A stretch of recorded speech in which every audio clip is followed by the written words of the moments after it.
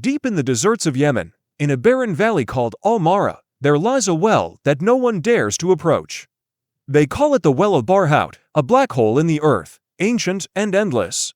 The tribes of the region whisper that it is not a normal well, but a gate between the world of humans and the realm of the damned, a place where the souls of the wicked are trapped forever. No one knows how deep it goes. Those who tried to measure it say that anything thrown into it disappears without a sound, as if the earth itself swallows everything that dares to look inside. In the daylight it seems quiet, but at night, it breathes. The desert around it falls silent, and it's said that the darkness itself rises from its depths. Sami was a young journalist in his late 20s, obsessed with myths, legends, and stories that people feared to tell. He didn't believe in curses or spirits. To him, there was always a scientific explanation. When he first heard about the Well of Barhout from a friend in Sana'a, he thought this was his chance, the story that would make his career. His friend warned him not to go, saying, "People disappear there. The well is cursed," but Sami only laughed. "There's no curse," he said. "There's only fear and superstition." Days later, he set out for the desert with his camera equipment, a flashlight, and voice recorders. He was accompanied by an old Yemeni driver named Rashid, a quiet man with tired eyes and trembling hands. Throughout the long drive, Rashid muttered prayers under his breath. The closer they got to Al-Mara, the stranger the air felt. The wind grew colder, even though the sun still burned fiercely overhead. When the mountains appeared in the distance, Rashid suddenly stopped the car. His face had turned pale. "I will go no further," he said softly. "The well is near. No man goes there and comes back the same. Turn around while you still can." But Sami was stubborn. He grabbed his bag, smiled, and said, "You can go back. I'll walk, don't worry." He walked for hours through the desert, the sun slowly bleeding into the horizon until the sky turned a deep crimson. Then he saw it, a massive pit in the ground, white and black, like the open mouth of a beast. As he approached, the wind began to whistle strangely through the hole, producing a sound that didn't resemble wind at all. It sounded like a moaning, human moaning. The closer he got, the colder the air became. The smell hit him next, a thick, sickening odor of sulfur and burned flesh. He gagged and covered his nose with his hand, but curiosity pulled him forward. He turned on his flashlight and pointed it down, but the beam disappeared into nothingness. The darkness below wasn't just absence of light, it was alive, moving. And then, he heard it, a voice, faint and echoing from the depths, calling his name.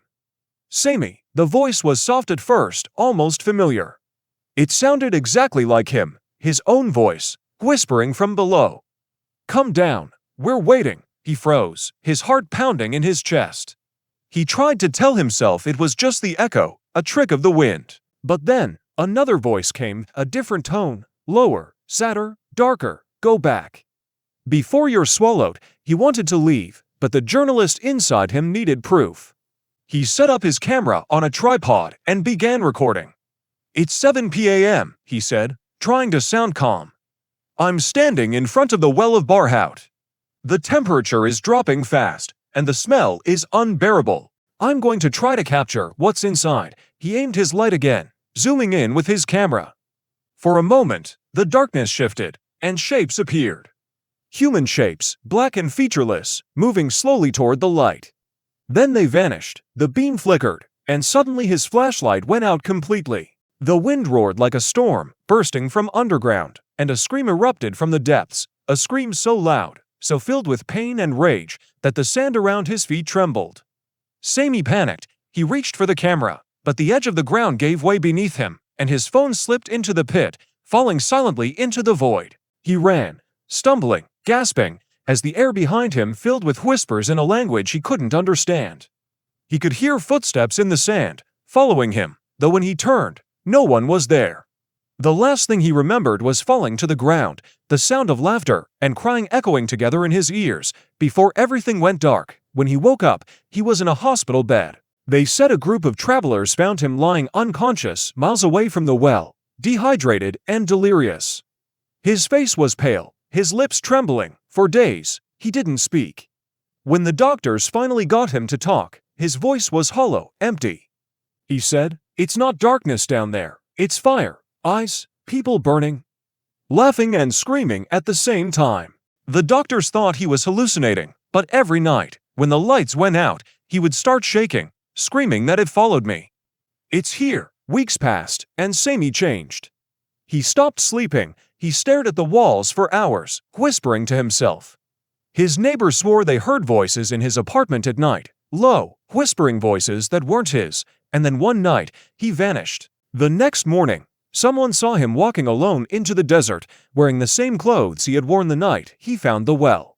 When asked where he was going, he said quietly, "It's calling me back." Later, searchers found his footprints leading toward the Well of Barhout, and then stopping right at its edge. Nothing else, no trace of him ever again. Since that night, people say they can hear a man's voice coming from the well after midnight, calling out the names of those who stand nearby. And if you ever answer that voice, you'll never be seen again. Some say the Well of Barhout doesn't just hold jinn. It is the mouth of hell itself, a wound in the earth that will never close until the end of time. Those who listen too long say they can hear laughter mixed with screams, the sound of souls that will never die, trapped forever beneath the sands of Yemen.